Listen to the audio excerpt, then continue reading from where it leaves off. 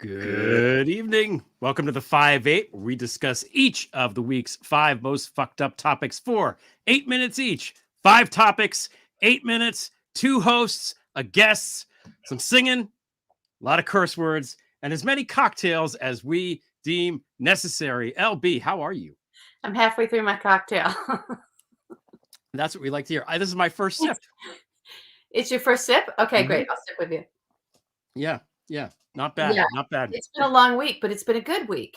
Yeah. Good. Thanks for Okay. asking. How are you? What's been happening for you? I'm good. Want to shout out to Chunk, by the way, because Yeah. did you see the missing F-35 plane and the thing? I found it was behind some of the pool balls there. I think it was scooting around trying to hide.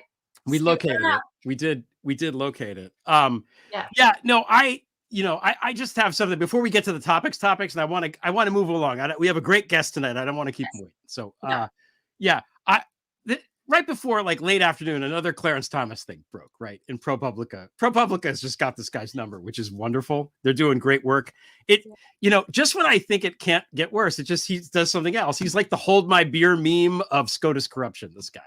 But there are these pictures now of him hanging out at the Bohemian Grove.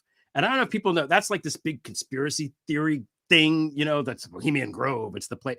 But have you looked at the pictures? I mean, just looked at the pictures, It's basically a bunch of old, rich, white guys. There's no women. Clarence is the only black guy there. They're all guys who are constantly having their ass kissed and told how great they are all the time. I mean, I get it. They're rich. They're powerful. But, dude, can you imagine a less fun gathering than that? Right? Makes taking the SATs look like Eyes Wide Shut, You've heard of Burning Man? This is Boring Man. Ken Burns was there. He was going to make a documentary about it, and he couldn't because it's too fucking dull. There's nothing. There's nothing. The bishops had more fun at the fucking Council of Nicaea than these people. So, like, I get it. The whole thing. It's powerful. It's this and that. Look at the pictures. These people they're just losers. Sorry. Yes. Yeah. They invite Clarence because they think he's funny. Next to them, he's funny. They're like, ha ha ha, pubic hair on Coke can. Isn't that funny? Ha ha ha ha. Yeah. That's it. Losers. Okay. That's it. Yeah. There is an artless theme that travels throughout, right? The grievance politics of these people. No matter how much money they acquire, they just can't get hot women to like them. It's what's going on. Problem. It all comes down to the little things, doesn't it? I think it kind of does. Things. I think it does. All right, you want to jump into the topics? Let's jump into the topics. Yeah, right, we want to keep it. Okay. You set the timer? Oh God, I have a job to do. You have a job. I have my little cocktail, and I forgot that I actually have a job on this. Timer, 8 minutes. Here we go. Go. Topic is on brand. On brand. By brand, I mean Russell Brand. This came out over the weekend. The Times of London and the Sunday Times and the news channel there put out this, devastating piece about his behavior, accusing him of sexual assault and rape. There's 4 accusers in the piece. I recommend not reading it because it's really awful. Yeah. Trigger warning massively, right? Yeah. I want to commend, first of all, like the journalist that wrote this story, because this is like what journalism, good investigative journalism should do. Because these are crimes that are often not, prosecutable. They're things that men get away with. So the only recourse in some cases for some of these, serial predators is for something like this to happen. For exposure. Yeah. In the United Kingdom, the standard for libel is much higher than it is in the United States. So for them to write this stuff, and again, it's devastating. It is career ending. Not that he had much of a career, but it's career ending. His agencies dumped him immediately after reading the thing. And, the venues that were going to book him canceled it. But I want to commend the journalists, because without this kind of investigative journalism, and it takes a lot to organize something like this, to get people to come on record and trust you, to vet all the sources. They interviewed a lot of people. It's a major piece of journalism. They did a great job with it. And so first of all, that, hats off to them, great job.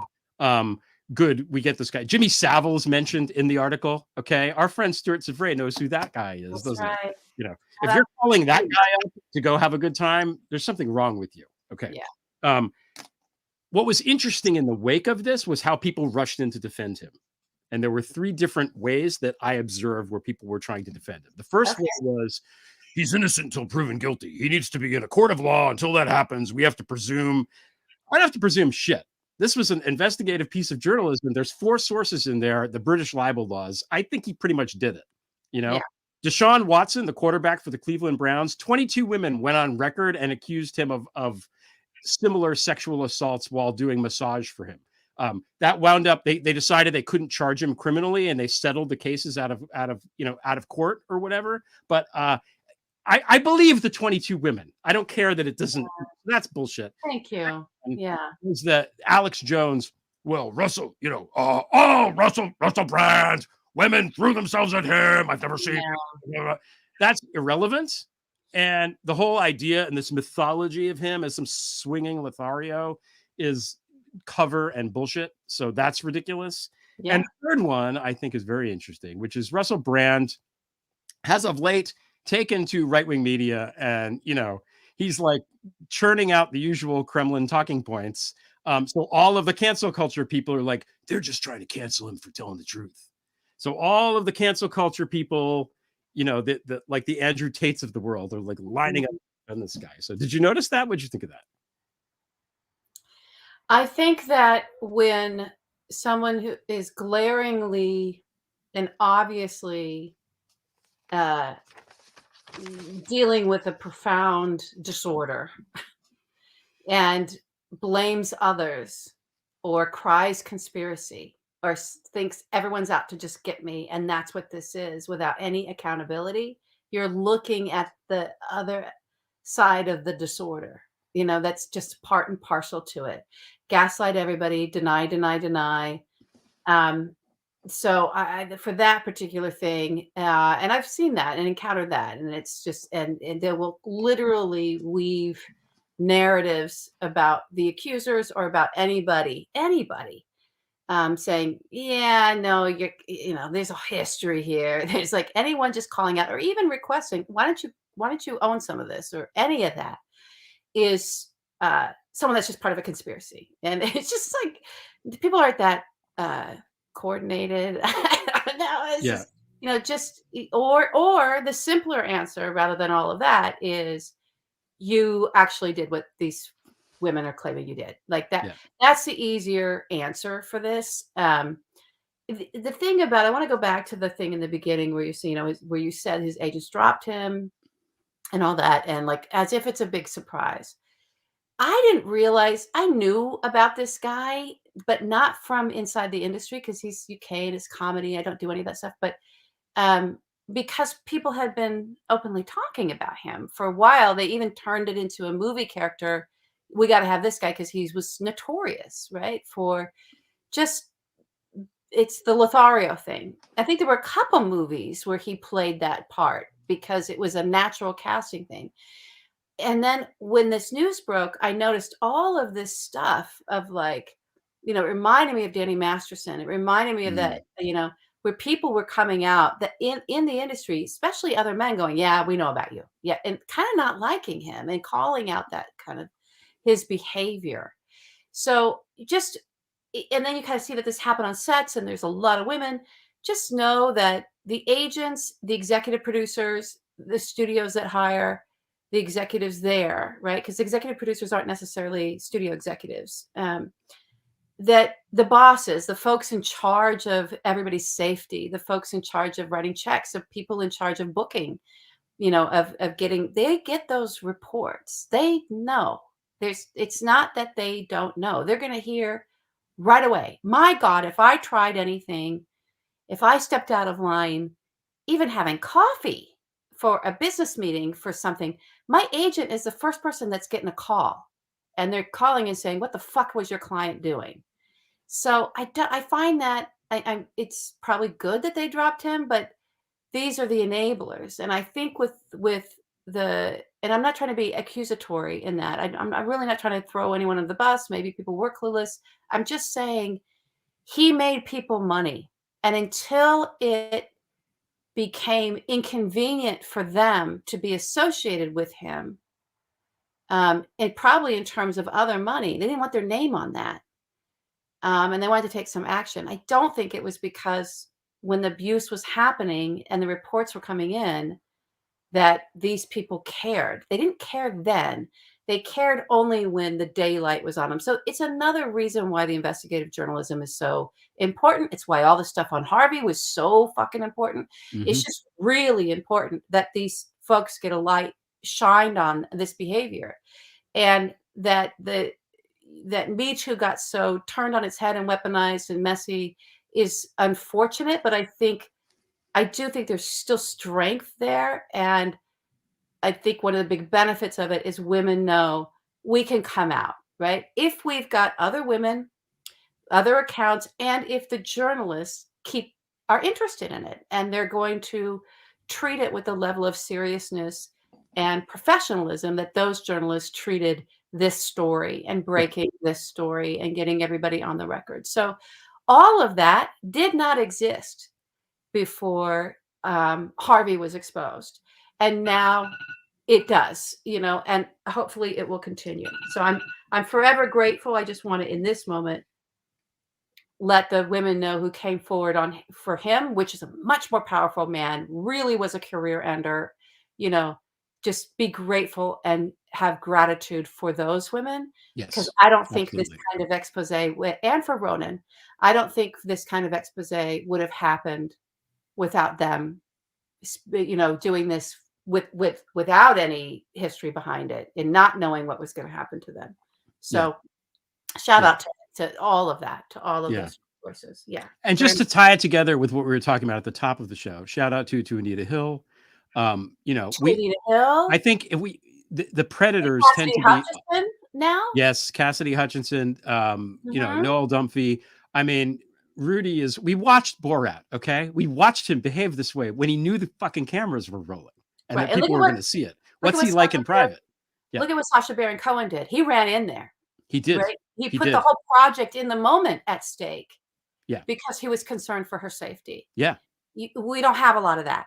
Yeah. And so grateful for him, and then grateful for every man and woman who steps up like that in the moment from this point forward.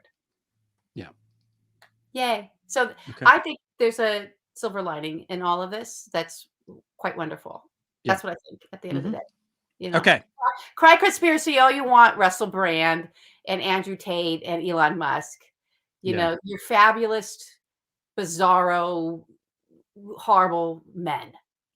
All of them accused of some horrible crime against women. It's almost as if no way. I think it might be a clue. No way. He just wanted to buy her a pony, LB. Come on. Okay, moving on. Poor, unfortunate souls. You set the timer? Set the timer? It's set. It's going. Okay. What's this about? Well, it's about I said to you earlier in the week when the Murdoch was stepping down. Rupert Murdoch stepping down, 91 years old. And then, of course, David Brooks, kept doing his stupidness. And,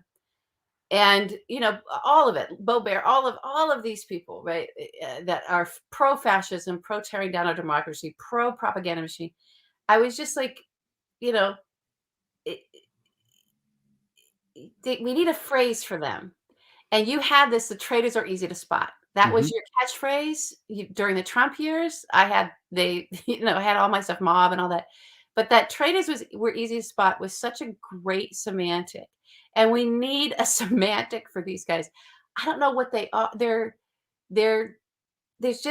soulless. They're just soulless human beings. I truly believe that. I know there's folks that will defend Murdoch and I don't understand how or why. Like, how was this guy enabled to come into our country and other countries, Western democracies, and just pillage the way he's like? It's just, he's caused so much harm, knowing he caused so much harm. And then sort of cooked up, his succession kid to continue with that harm. Lachlan Murdoch. It's like he's not that. It is succession. He is the worst of the kids. He's the one that's in with the trolls. It's like, and now he's a grown adult and he's going to take this thing over and he'll live forever. Also, this man was 82 10 years before he retired today. Yeah. And I would argue that the last 10 years of Rupert Murdoch, he has done more harm than he did collectively all of the years prior. So clearly at 82, from 82 to 92, the Republicans had no problem with this man's age and the power that he wielded and continue to give him tremendous power because they're transactional, soulless human beings. I'm sorry. I'm calling it. I don't think there's souls in. I don't think they care what they're hurting. I don't. Yeah. I truly don't think it. I think it's very much on brand. Yep. You know, there's something pathological going on here that all of these folks share. And then they cry victim when they're called out for their crap. Like David Brooks. I mean, he's like, oh my God. Poor David Brooks. Is there a conspiracy now that he thinks it's happening because he got rightfully dragged for showing his drink bill at the Newark airport? Like, we can see that you spent $60 on drinks, dude, and you complain about the economy. Maybe you're whining and complaining about the economy because you're drunk.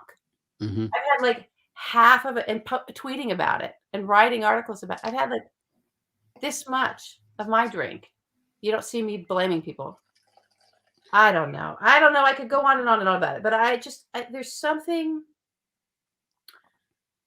morally wrong, and we can spot that as easily as we can spot the 4th of July traitors from the Senate heading off to the Kremlin on the 4th of July to shake Vladimir Putin's hand.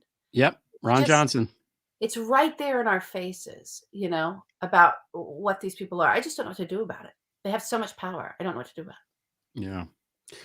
You mentioned Succession, and there's a great scene in Succession where Logan Roy, who's like the Rupert character, his brother is talking about the harm he's done. And he's like, when you consider the people that will die because of climate change, he's on par with Hitler.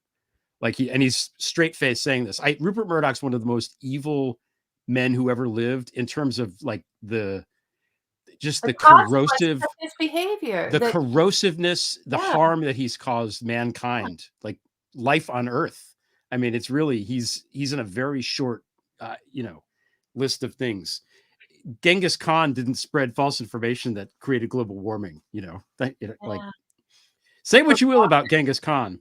It's not good. So, okay. A Manhattan at Newark Airport, by the way, runs about $19. I happen to know. Yeah. And that burger, that's probably about 25 tops for the platter, which is, it's airport money, but I want to shout out Newark Airport, by the way. There's really good fucking restaurants at Newark Airport if you know where to go. I've had really good burgers. I had a breakfast at the Garden State Diner place at Newark Airport that was to die for. It was one of the best things I've had in months. And that's where it was. So, shout out Newark Airport. David Brooks. Newark Airport. David Brooks, you can't go to a place where they just serve alcohol any hour of the day because they know people need to have a drink before they get on a plane and be happy. I don't know what to tell you. I don't know what to tell you. And then you bill it to the New York Times. You're expensing your bar bill. Come on. But hold on this a little moment for seriousness. David Brooks is a columnist at the New York Times. He is. He gets a huge coverage and huge reach. He knows that he just was maybe too drunk to understand that he posted his bill. We could see the drink charges. We could see the drink. It was, he knows he's being disingenuous. He knows he's peddling garbage. That him having 3 drinks before he gets on a plane has nothing to do with the economy. In fact, it's booming, David. Yeah. It's a booming economy because you can't stop drinking booze at the airport. Like, you're helping. So he knows that. He's engaging in commerce and he has the money to do it. Yep. So he's making, but the seriousness is he has this massive platform. He has this brand of the New York Times above him. He's got this rubber stamp to go out and peddle stuff that he knows is absolute garbage. Yeah. Why? Why, David Brooks? Why? It's Poor? not journalism. No. It's not. Poor unfortunate souls. Poor unfortunate souls. So, Yeah. I know that there's a strike going on. There's not a lot of new content. Not a lot of new content. Not a So lot of new I content. took it upon myself. I thought, well, I can just write and produce and sing, and we'll just see what happens. Yeah. Something's pulling this out of the vault.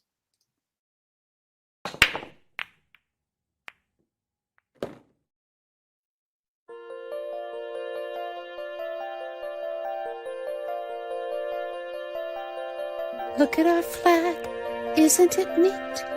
Wouldn't you say our sedition's complete? Wouldn't you say that we're cool with fans like a lawn and march? Look at our style, eye patch and slack. They took the culture, we're taking it back. We'll make America great, just ignore the felony charge. We've got Nazis and rapists aplenty. We've got terrorist traitors galore. Want fake electors? We've got 20. But who cares? No big deal. We want more.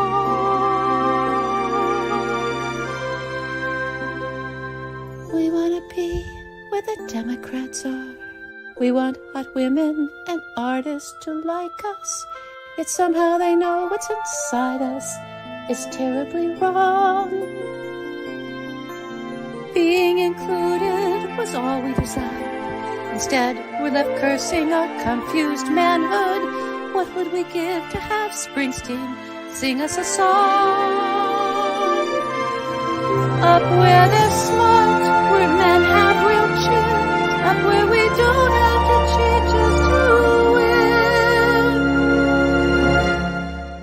Oh, mommy, please. Wish we could be part of their world.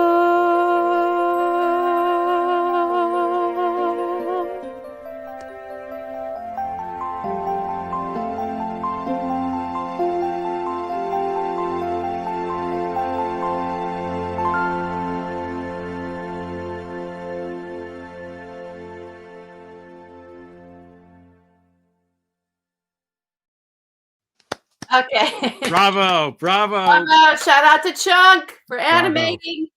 Bravo. God, You make me sing these damn things every week, and you have a much better voice than me. I do not. Yeah, I can't hold a note. But that was into my phone. I did a pretty good job into my phone. I can't believe Chunk did that so fast. I know. He's He's something else.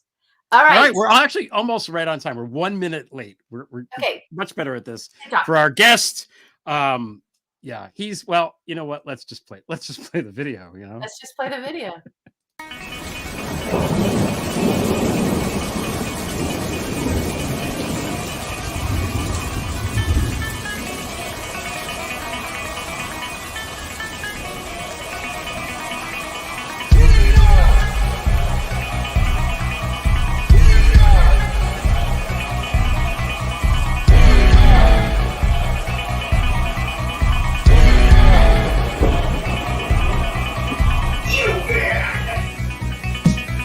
Thunderstruck with Pete Strzok.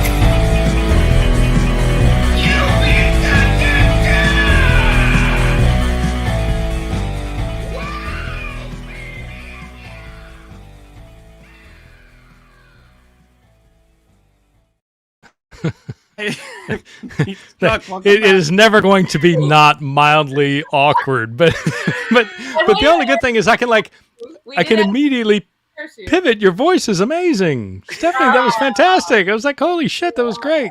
It was great. Lullaby-like songs for kids. I'm very good at that. Yeah. No, it was well done, and all the little roughed out artist sketch going into the cartoon, all of it. High production value. High production around here. All right, yay, Peace Strzok. So let's shout out your work though before we move along. You're the author of Compromised, Counterintelligence, and the Threat of Donald J. Trump. You're the co-host of Cleanup on Aisle 45, and you're the former Deputy Assistant Director of the FBI's Counterintelligence Division. Ooh, so we have to plug the things, Yes, plug the things. Always be closing. Always be closing. ABC, ABC. Yeah. All right. So, Greg, take it away. What do you want to ask me? First question, because we've been asking this of everybody that's come on since it happened. The mugshot is pretty much like the JFK assassination, So we want to know, where were you when you saw it? What was your reaction? Describe the scene for us. What were you thinking? What's going through your head? I think, sitting right here, which is both studio and work study. And people were, as they, would come in throughout that week, as people were coming in, they would rapidly turn up. And I think I saw it on Twitter. And, I'm fine with it. I absolutely, every expectation that he was going to take it and fundraise off it, and everybody else would put it like you did on the new revamped. I love every time I come on, you've updated your opening sequence to have all those little shots, except for Jeffy Underoos Clark sitting there in his driveway. But I thought it was good. On the one hand, the purpose of the mugshot is that you can identify somebody in their current likeness should they become a fugitive, or you need to, for whatever reason, find them and have a photo. And for well-known people, like Trump doesn't need that, but arguably most famous people don't need it either. And yet we still have all kinds of, whether they're professional athletes or actors or actresses that everybody knows, they still have their mugshot taken. And so I think it was appropriate that Fulton County did, and the sheriff thought about it, and he, I think, gave an interview where he said he did think about it considerably and decided it was the right thing to do. So I'm fine, and anybody who's not immediately taken by that 6'3", 215 pounds of chiseled magnitude, whatever. But I did. I've lied about my weight like that. Yeah, and he spent the entire days leading up to it staring at. Yeah, doing that in the mirror, like a teen boy trying to screw up the courage of how he's going to ask this girl he's been obsessing over for years out on a date, and spritzing on some cheap Dracar Noir or whatever he was in vogue when Trump was when he was 14. With him. Yeah, right. Well, no, not even. But yeah, so just making sure his bronzer is just right under the lights. But I did the thing. My probably most favorite. And I don't know the name of the artist, but essentially took all of the mugshots and turned them into Batman villains. Oh, that was which so I thought good. It was spectacular. It was very well done, and everything from Rudy to they were just all well done. So I kudos to him, and I care so much about it that I can't remember his name. But anyway, that was well done. Because it wasn't a name; it was like ice cream candy bar. Right, it was like right. Yeah. Yeah. But it was specifically Batman villains from the Adam West Burt Ward Batman show. Yeah. And he did it the day before, waiting for Trump. So you knew, and I was like, not only is this wonderful, but Trump is clearly going to be the Joker, and he's planned for this, which is great. Right. It was just so good. Right. Yes. So well executed. I loved it. And Greg, I do also note I did not have Council in Nicaea on my bingo card this evening, so thank you for bringing that up. It's like that Georgetown mandatory Catholic part of the education where I'm thinking like fucking Emperor Constantine, right? I don't know when try and unify all the Christians, but I did put that in there for you, so I'm glad you. I appreciate that. Men do think about the Roman Empire all the time. That was another thing. Yes, all men think about the Roman Empire all the time. Yes, much like my lapsed Catholicism for the past 47 years. All right, I got another question for you. I do. Yes. So this is a serious question. Okay. Nora. Serious answer. Nora. Is it Donahue? What I can't. Dennehy, I think. Okay, yes. Nora Dennehy at the DOJ, who was assigned special counsel, right? Was she? What was her title? Tell us. She was. So she worked for John Durham. Deputy. She worked for John Durham when John Durham was special counsel, but she also had worked as a deputy to Durham on a variety of other projects at their time, either at the U.S. Attorney's Office in Connecticut or other things that he did. But I don't know her official title, but she was essentially like one of his primary deputies. Okay, great. And so she came out this week. We got testimony from her where she was talking about why she resigned. We only had speculative reporting up until this point. So she spoke about how and why she resigned and what Barr was doing that caused her to do that. And I would love it if you could just summarize that sort of simply, because I feel like people were taking pieces of it and show it. And I just want to hear a clear, like, this is what crossed a line for her to the point to where she tendered her resignation in the middle of an investigation. Yeah. Right. And it was, I think, right. Yeah. The fall, I think late summer, fall of 2020, she quit. And there was a lot of speculation about why. And then she came out, she was earlier this week, she is going through confirmation for a place on the Connecticut State Supreme Court. And in the course of that confirmation hearing, one of the first questioners asked her about, like, why did you leave? And it was clear she had a prepared statement. She was reading for the answer. So she knew it was coming, and whether she knew it was going to come that early, I don't know. But essentially said, look, that I joined not to be part of the Trump Department of Justice. I've been a public servant forever. I have a little bit of a question. Like, anybody who was watching knew exactly what the fuck was going on when Bill Barr appointed John Durham and later made him special counsel. It wasn't exactly like, a high-minded, objective pursuit of the truth. It was a political endeavor that I think most every any conscious American with a brain knew exactly what was going on. So setting that aside, she joined the team, maybe just purely out of loyalty to Durham, because again, they had worked together forever. But what she said in her answer is, I grew increasingly concerned that one, Barr continued to make statements about an ongoing criminal investigation that is absolutely against the policies of the Department of Justice. Public statements. He was going on public the news. Statements. Right. Okay. Right. And that she had never, it's against the policy of the Department of Justice. She had never seen it happen. Additionally, she saw a draft report that had been written whose conclusions, I think she said she vehemently disagreed with. Maybe she didn't use the word vehemently, but it was more than strongly. And that she did not receive assurances that it would not be released prior to the election. And she, again, thought that was absolutely inappropriate and not what DOJ does. And so she quit. And, said I couldn't tolerate being part of it. And it was the hardest personal and professional decision that I've ever made. So, again, I and whatever she should or shouldn't have joined, I mean, I think certainly by leaving, that draft report, whatever it said, never was issued. So I think in no small part. Okay, so she kept it. I know he did issue some stuff. She kept that back. Yeah, but I mean, that whatever that draft report was didn't come out, and it's never been released. I assume it was a crazy, from the worm-addled brain of Bill Barr and Fox World about we're all colluding with Hillary Clinton as we harvest adrenochrome from Comet Ping Pong to the pity the children that we sacrifice for our youthful appearance. But anyway, that wasn't published. So, and at least she came out, and I get the sense, I mean, she's very, if you listen to it, I mean, it's like a 3.5 hour hearing. I mean, she's very, proper. And I can see her thinking that, well, if I'm going to ever comment on this, I'm not going to do it to a journalist or go on Maddow or something. I'm going to do it in the context of the hearing, which is what she did. The downside is I'm almost nearly certain, I don't know her at all, but I'm willing to bet, certainly if she becomes a Connecticut Supreme Court justice, she isn't going to talk about this until she's retired from that, if ever, again. So wow. I'd be interested. And, and it bothered me a little bit because when Merrick Garland was up in front of, Jim Jordan's clown show, he was asked about the Durham report at some point. He's like, oh no, I let him finish uninterrupted. But he said, yeah, I read the report, the whole thing. And, it made some observations about, hasty analytic conclusions or something like that. But he's like giving it a little bit of credence. And it's like, this was a fucking corrupt endeavor. Yeah.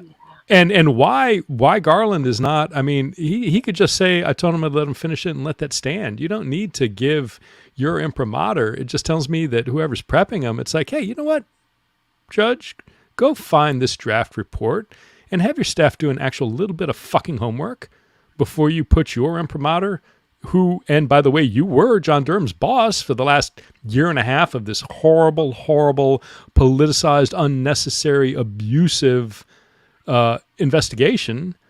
You're his boss, so stop touting this quite so much. That aggravated me a little bit with Garland. But to Denny, so she joined, so she quit, right? You had four prosecutors who quit the Stone team because of Barr's fuckery. You had at least one prosecutor quit Flynn's team because of Bill's fuckery. So now we've got half a dozen prosecutors who quit. And 20 years in the FBI, I don't recall ever not a single prosecutor, not one of them quitting on principle, but saying morally, I can't abide this.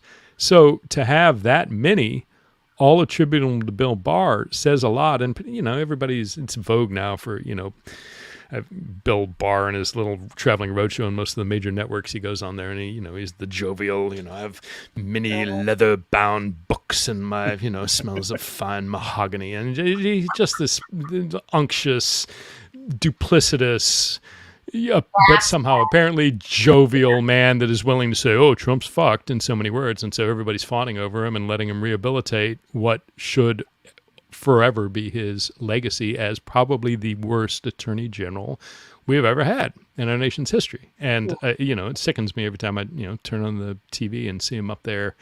And he still won't say he's not going to vote for Trump. The most he'll say is, well, I'll jump off that bridge when I get to it. Still will not say, if it is Trump Biden, no, I'm voting for Biden. He can't say it. Can't say it. To this day. Because he probably swallow hard and vote for Trump. Oh, boy. Yeah. Yeah. He was bad the first time around, too. He wasn't so great the first time. Wasn't so great. Something's going on there. Something's going on there. Yeah. Something's going on there. This doesn't make sense. Yeah. And he was absorbed. He was like soaked and drenched in right-wing propaganda at his confirmation hearing to the Senate. Like, he was like, no one knew who Josh Hawley was because he had just gotten in there for Claire McCaskill. He gets up there and he's like doing these daily caller kind of, things. And Bill Barr, the whole time he had been like this with everybody else. Well, I'm an attorney general. He's like this. Well, I don't know. He says so. Sipping his drink.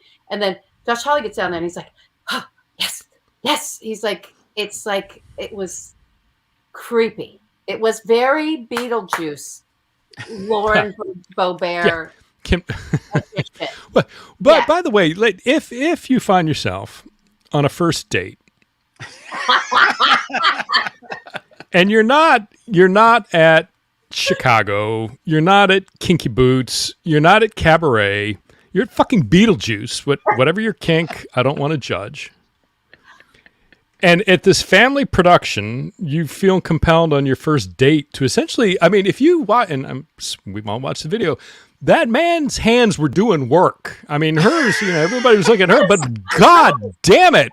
It's like, dude, would you just, it's like it was not. It was like operating machinery. Yeah, it was. It was a big panel of steam levers and things and dials. And it was like, Jesus, dude, what the fuck are you doing?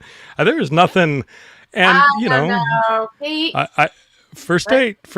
Hey, baby. Looked like he was his first Beetlejuice. time. What do you? Oh, now you're talking, it's like the big eighth fella. grade dance and Dazed and Confused or something. Never what is this? I don't know. I'm like everybody else with that. I'm so impressed with the camera quality. I'm like, it's really good. Yeah.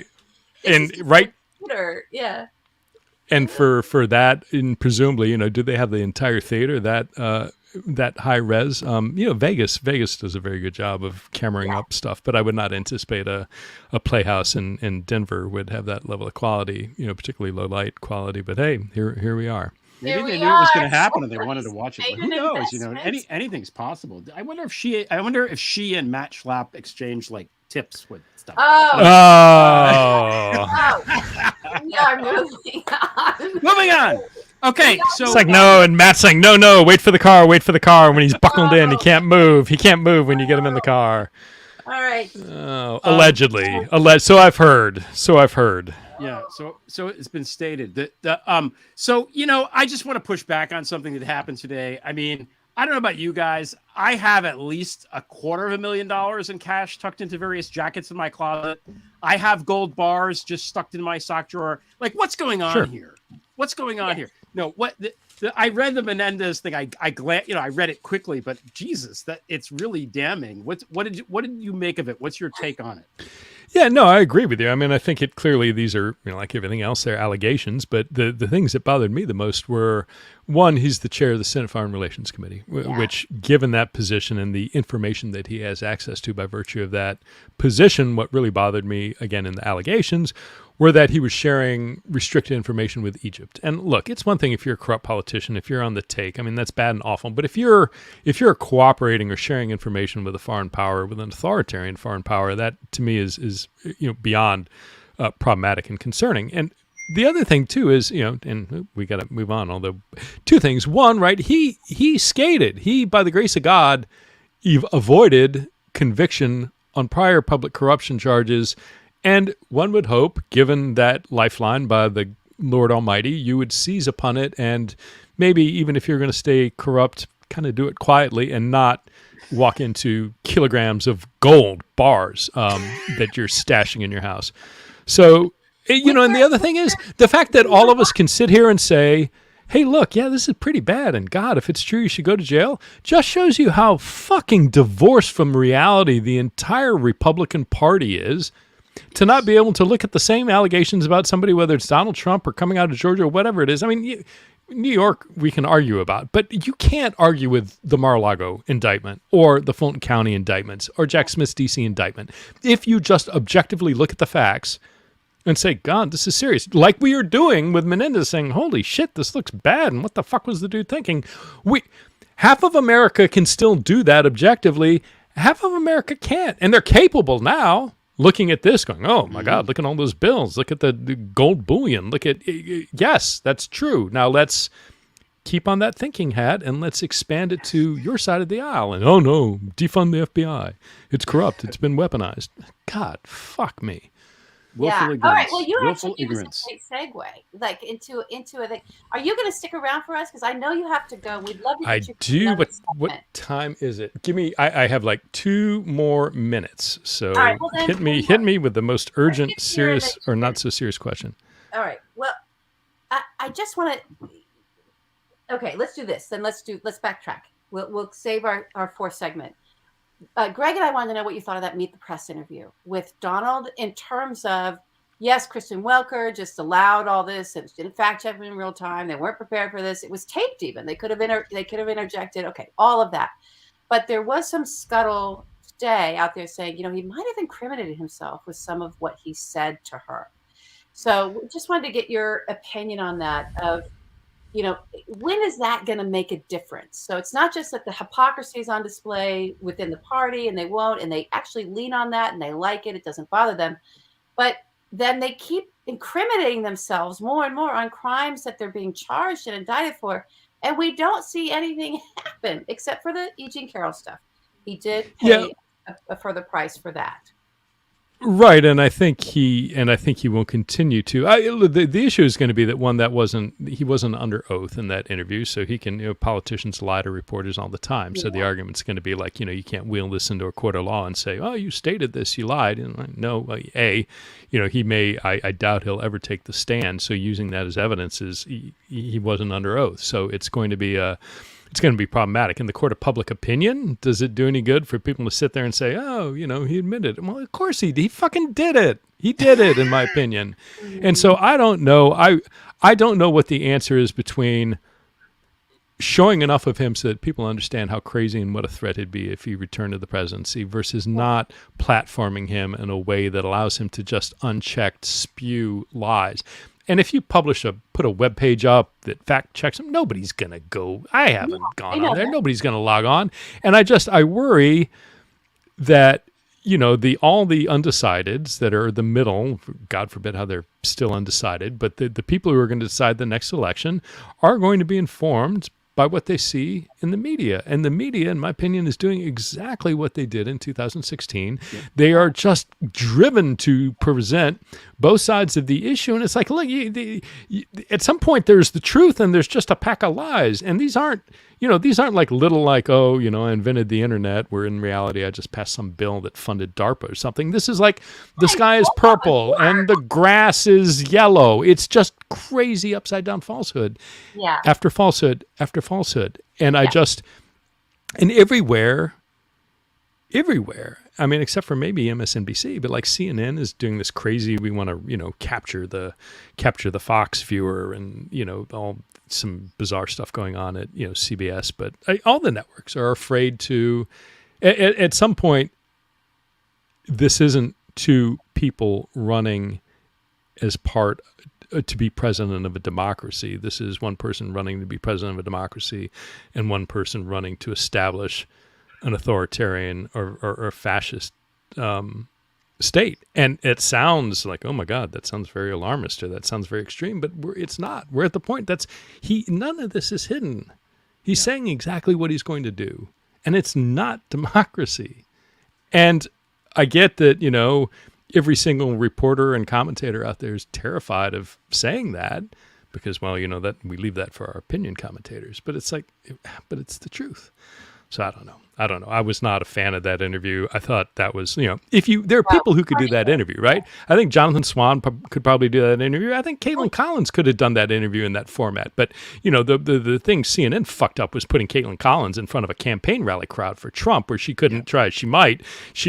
There was no way she was going to succeed. So what you got to do is, find there are people who can do an interview like that and, use them. But again, no knock on the NBC interviewer, but I don't think that was a win for them.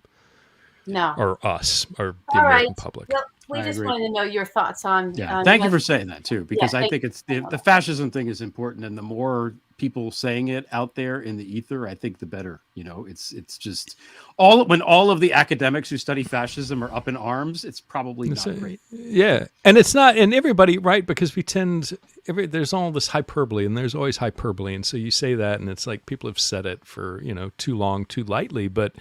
You're right. It's the political scientists, the people who study how, democracies fail or devolve or fail to get made and how fascism comes to be when professionals whose job it is to look at the characteristics of governments that go to that place say, that's happening here now. It's not exaggeration. And so we'll see. Get out and vote.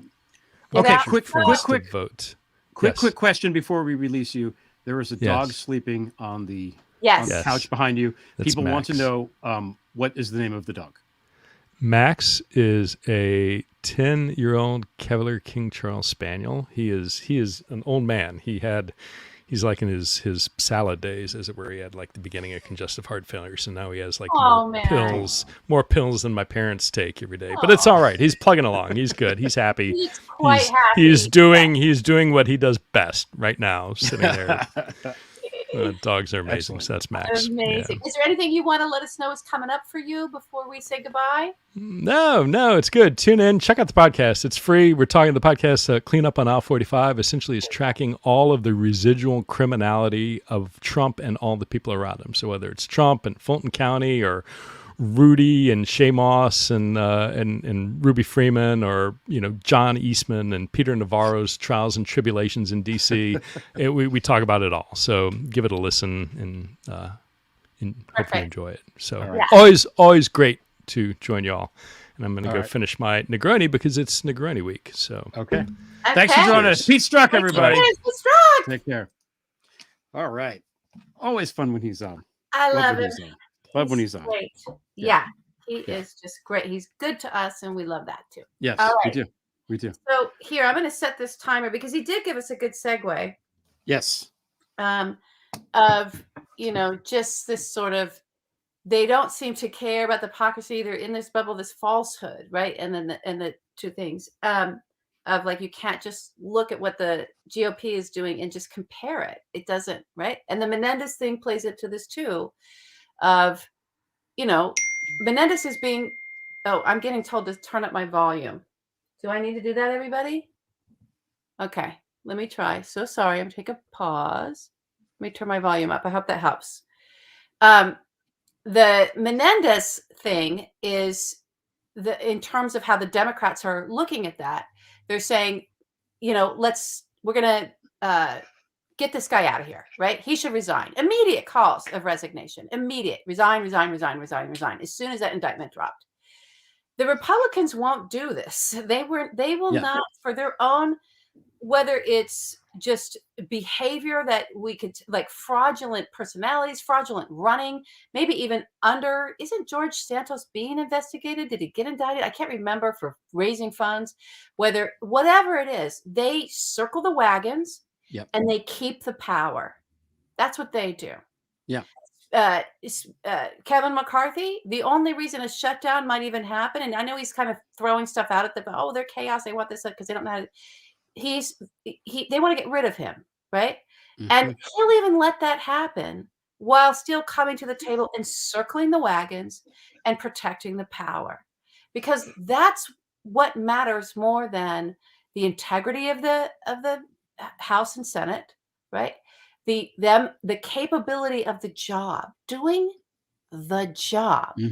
This shutdown is coming from this faction because their interpretation of what their job is on the GOP as House of Representatives, especially the biggest chaos members out there, is just to have a personality. No. My job is, going to Beetlejuice and getting a thing and then coming out and doing something outrageous. Marjorie Taylor Greene, her job is going to the gym, apparently. She's always at the gym working out and putting a video out. CrossFit. She's CrossFitting it, right? They really truly are in office and believe that they're put there just to be a personality that they want to be, say whatever they want to say, do whatever they want to do, even in public in a children's theater. And that's the job of a congressional representative in the GOP. It's me, my personality. I can say and do and wear whatever I want. And that's why you're paying me. And that's what I'm raising money for. And also, I'm outraging you. I'm outraging the libs. That's also my job. My job is the performance of myself. That's what they understand their job to be. It's a big job being in the House of Representatives and running this country. It's a big job to be a senator, Senator Tuberville. It was probably a big job to be a coach. He wasn't fucking good at that either, was he? So, hey, he won the Egg Bowl twice. Whatever, right? These are people who don't know how to do work for others, for whether it's a House of Representatives, whether it's a Senate, whatever it is. They only know how to be brats. Yeah. And they'll lie. They don't care. And why I warned so long ago about the propaganda machine of all these online outlets, certain journalists across the spectrum of media, and Fox News itself, all being in coordinated fashion with their messaging, their semantics, their target, and with the Facebook and the Cambridge Analytica, their ability to target an audience and stick them in it's not just a bubble. They're in an alternate reality. So the other things that I got a text here from a wife. They're so fucking lazy. They are. They're just lazy. They don't know how to do this job. And they know that they don't have to. And it doesn't matter if they're hypocrites, because the people voting for them will never encounter that reality. They will never encounter it. It's not that they're in a silo. They're in a different world altogether. So that's, we're facing this government shutdown. Americans are not going to, a great number of them are not going to understand why. They're not going to know what it's about. Well, they're going to see consequences and not understand why why am I not getting paid? They're not going to understand any of that. They're not. And we just have these performance monkeys running around. I mean, did Elon Musk put a Neuralink in all these motherfuckers' brains like he did those monkeys? No, they would be dead if he did. Why aren't they dead? Yeah. So I have a problem. I have a problem with this whole thing. I think it's going to go to shutdown. I really do. I think there's a real high chance we're going to do that, and it's somehow going to be Joe Biden's fault. And David Brooks is going to tweet out a picture of his meal at LaGuardia. Yeah. No, I think you're right about. To be perfectly fair, I don't understand what the shutdown is about either. Like, I don't think Kevin McCarthy fully understands it. It has two ultimate purposes, which are: one, make Biden look bad heading into the election year, and two, maybe if we do this enough, we can starve the funding for Jack Smith and all the DOJ stuff that's going on. Those are the two ultimate purposes. But like the short-term gain, like Kevin McCarthy looks bewildered as anybody else. What happened, by the way, is that Biden and McCarthy met. They agreed on a number. They shook hands. They came to an agreement. Everybody's been operating as if that's the number. And then the Republicans are like, no, it has to be less than that. So they were negging on the deal. It's a and, it's, who doesn't, once they make an agreement, doesn't honor it? Vladimir Putin. That's the sort of person who does this shit. Yeah. When you make an agreement like that, you got to fucking stick to it. So Kevin McCarthy has neither the spine nor the power to wrangle all these people up. To end it, all he has to do is go in with the Democrats. There's enough moderate Republican Congress people that will go with the Democrats and pass at least the bill that temporarily fund the government. But McCarthy probably won't do that because, remember, we did the parody on this show. Margie Green, you've got yourself a speaker. It's, that's it. These guys, Matt Gaetz, Marjorie, they're calling the shots here. And, McCarthy he's an idiot. He's just a puppet. I mean, I know people say that, but imagine a hollowed out thing with someone's hand in it. And that's who this guy is. He's soulless. Yeah. Yeah. Yeah. Now, fortunate soul. You get back to Tuberville, and I want to talk about this briefly. Yeah. And again, I'm a little bit ignorant here because I'm not like down with Senate parliamentary procedure and stuff. My knowledge of parliamentary procedure goes from Animal House and that one episode of The Wire where they're trying to do Robert's Rules of Order when they're meeting with Stringer Bell, which is awesome, right? Anyway, they finally figured out a way to get around his block. And they finally, staffed these jobs that have been open for months. And my question is, what the fuck took so long? If you could do this now, why couldn't you do it 9 months ago? Like, what the fuck, Chuck Schumer? Do the shit. This Menendez guy, if he doesn't resign, get him off that fucking committee. Get him out of there. No more committees, no more nothing. Make it fucking hard on him to stay. Jersey has a great governor. That governor will appoint a good senator. We're not going to lose a seat. We're going to get Senator Springsteen, for God's sake. Let's do this thing. Oh, let's do Senator Springsteen. Yeah. Fantastic. Meanwhile, John Fetterman, let's put it up there. Oh, yep. Here we go. Follow move of the week. We haven't done this in a while. Yeah. Here we have the false comparison of the guys in sweats. And so we're going to say that he's corrupting the Senate or whatever. So good for him. So he's figured out how to pierce right through the crap, right? It is the tan suit du jour, right? Of like, I'll tell you what, these guys stop all these things and I'll put a suit on and save democracy. It's like, it's insane. It would be nice if he, I don't care. Is he doing the job? Is he doing his job? Yeah. Is he showing up and actually working? Because these other motherfuckers aren't. Right? Yeah, he is working. He's working. He knows how to do his job. And for the things that he has to learn, because new senators have to learn, anybody coming into a job new is going to have to learn. He's learning. He's actually applying himself to his job. Yeah. That's the apples and oranges. That's the both sides I want to hear about. I would love somebody show me what these other fucking people are doing. That's their job. That's actually doing the job. Yeah. Not just being a personality. Mm-hmm. Yeah. It's good. It's good. Fetterman figured out how to be a personality and work. Yeah, you could do both. You can do both. Yeah. What do you know? Unless your job is to create chaos and tear the whole thing down and obstruct, which is basically the Republican Party platform since basically Newt Gingrich days. But that's right. That's their platform, but it's not. It's not the job. It's not the job. And even the senators in the 1850s understood that, for Christ's sake. I mean, come on. I don't know about the Roman Empire, but maybe the 80s. Oh, those senators were pretty corrupt. They were pretty corrupt. We have an announcement, LB. All right, let's have our announcements. Okay, so we've been thinking about lots of different things. I mean, Pete alluded to the whole Twitter breakdown. And as you know, here on the show, we tried to, when it first became apparent that Twitter was going to break down and we were all afraid, we tried to find a suitable place where we could all jump to. Yeah. And with, let's say, mixed results. Okay.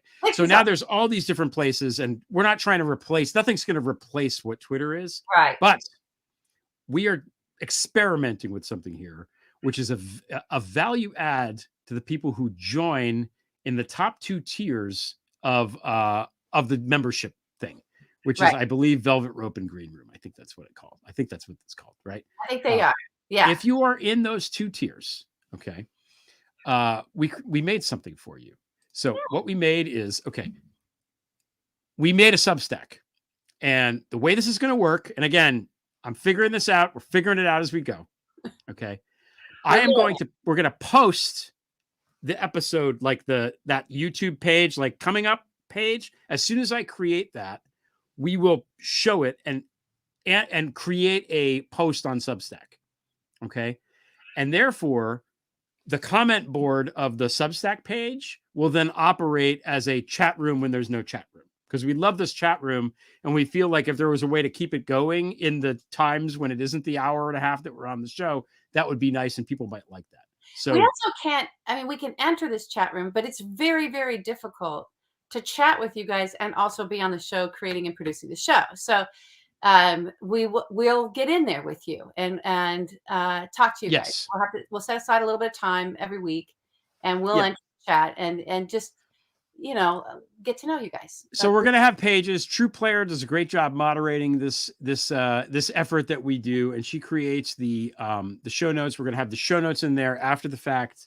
And, a description of the show will change the whole thing up. But the main thing is we want a place for people to be able to talk and communicate should something happen to Twitter. So if you are in the top 2 tiers, the Velvet Rope or the Green Room, if you email that email there, which is the 58.media@gmail.com, and tell us your email, we will create an account for you. And that's it. And then you'll have access to this thing, and you'll be in the chat room. So that's what we're doing. We'll see how it works. I don't know if it's going to work, but we want to at least create a platform in case something happens to Twitter. Something's already happening to Twitter. It's porn. I mean, raw porn. Like, you click on these things and it's like right in your face. It's worse than Bobert and that guy and the drag bar guy owner. It's boom right in your face. Yeah, I'm not getting that for some reason. I just don't see anybody. I don't see anyone that I follow. I don't, like, I have to really look for it, and I'm not interested. I'm just not interested in Twitter anymore. I haven't been for quite a while. I'm sorry. I'm not interested. I don't know how everybody else is feeling. This has this extra step in it, so that we can get you in there. But it's basically, if you're paying here, we don't want you to have to pay on a Substack. Exactly. Yeah, that's the key. We don't want to do that thing. It's so you pay once, and then we'll make a Substack happen. That's what we're trying to do. And we're not exactly. We'll see.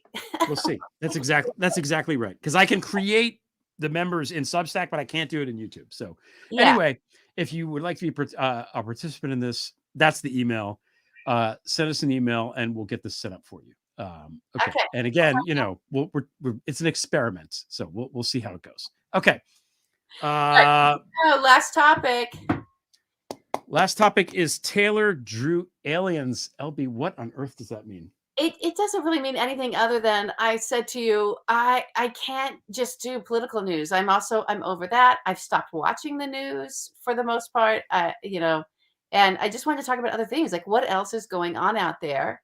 And this is a little political in that the Taylor Swift news is that she signed up, 30,000? How many voters? 35, I think it was 35,000 registered new voters.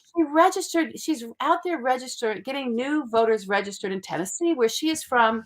And wow, talk about using your celebrity, your spotlight, your voice, and your audience, your fans, to actually affect change.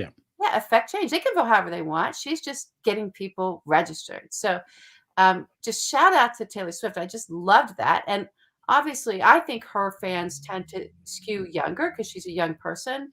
I don't know if she's getting older fans in there, but I think it's really commendable for anybody out there signing up new voters, because we do know that new voters are the ones that are going to help us get towards change with what's happening with our guns, right? And having effective gun laws. They're the ones fighting for the climate, for the planet. And, they're progressive, but they're also grounded. And they're very upset that for the women and and young men, that the rights over a woman has lost rights and agency over her own body. It's been handed over to the state, and especially in a place like Tennessee. So, so yay, Taylor Swift. Just, I didn't know if anybody was aware of that news. I wanted to shout that out. Yeah. And she's done this before, and people pointed this out in the comments. She's done this before. She's good with this. She's terrific. It's good. I remember when she was like, I can't vote for Marsha Blackburn. I know she's a woman, but I'm sorry, we can't vote for her. And she was right, even though she was right. She was right. Okay, and then Drew Barrymore, last time we were here together, I was like, this is what she's doing, and this is why it's not okay. She has reversed course of bringing her show back on air. I think it took a lot, and it, because it was like 2 waves of pressure before she got it. But, I think she understood she's really hurting herself and her show. And you can't sort of go out there and say, oh, for my crew. Well, guess what? They're with a union too. They're with a guild too, and they're probably going to strike soon, and we're going to stand with them. You don't think they're going to stand with it? Like, it's not helping your crew to bust a union, to cross a line, to make them scabs to show up for work. You're turning them into scabs. So somehow that something clicked for her, and she turned around and she did the right thing. And I know people were still attacking her. Some people, not all. But I was siding with David Simon, which I kind of tend to do, not all the time, but sometimes he was, that's talking about The Wire, that's his show. And he was giving her kudos for doing the right thing, even if it was at the last minute. And then Bill Maher pulled back too, because he realized, oh shit, I'm going to lose everybody. Don't be a fucking strike scab. How about that? Yeah. It's not hard to figure out. I don't care how friendly you have been with Russell Brand, Bill Maher. So I'm glad that he figured at least that one out. And then the last news was, okay, I'm throwing this one to you. Okay. Well, I don't know the story, but apparently they found alien corpses in Mexico, and this is like a thing. So, and they look like ET. So we had Drew Barrymore and ET. I was like, oh my God. Yeah. And I don't know, there's some Mexican government thing, and I don't know what this all means. My first reaction is, well, it's Mexico. I mean, is that's where people go to get weird surgeries and stuff, right? Can we really trust it? But it is a government thing. And there's all this stuff, there were reports. Schumer has been so busy dealing with aliens that he's not been doing the job of helping the democracy. Hello. So what's going on with the aliens? I don't know. We're going to have to figure this out. We're going to have to bring somebody on and figure this out. I think that show, Ancient Aliens, with the pyramids down there in Central America, is just finally catching on. I think there's some of that. I don't know. We're having a weird Bigfoot moment. We are. In this era, and yet, there's people professionals who have access to information, like heads of intelligence agencies, people in the military, right? Showing up in now more than one nation, not just our nation, and giving testimony about, there's alien life out there. So I would like to get to the bottom of it. I think, I don't know that we will, but I do think we need have to have an informed conversation about it. I do, with somebody who's been talking to these professionals or something. I don't know. This was, I don't want to state my opinion. I did tell the story about my husband, the silent one, seeing a UFO. There's no talking him out of that. He saw what he saw.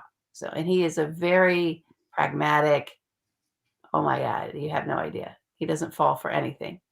So something's going on. Something's happening.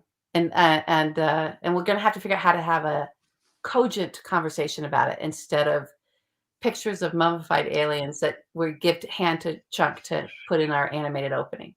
Yeah, which he did on the bar there. It was there. It's on the bar next to Leonard Leo, which is perfect. Yeah. Right. And I, for one, welcome our new alien overlords. I'd like to remind them that as a trusted influencer, I can be useful in rounding up people to work in their underground salt mines. That, of course, is a line from The Simpsons, the greatest TV show of all time. Okay. Yeah. So is that our show? You want to wrap it up? I don't know how to wrap. Wait. Let's get to the right page here so I can do the thing. Are we reading the quote? Is that what we're doing? I don't know if we can read the quote if you want. I want to thank everybody for watching this week. This is our show. We had our great guest, Pete Strzok. Hope you enjoy all the work that we put into producing this, and especially the animation and the music and all the media that we put together for you all in the discussion. It's been great. We will be back next week. I think next week we might have a neat show, a 5/8 neat. We'll see. We might have 5/8 neat. It might be 5/8 neat time. Location. We might have all of that, but we thank everybody for joining and being here with us. You can find us obviously on YouTube where you're watching us right now. Go ahead and hit that subscribe button.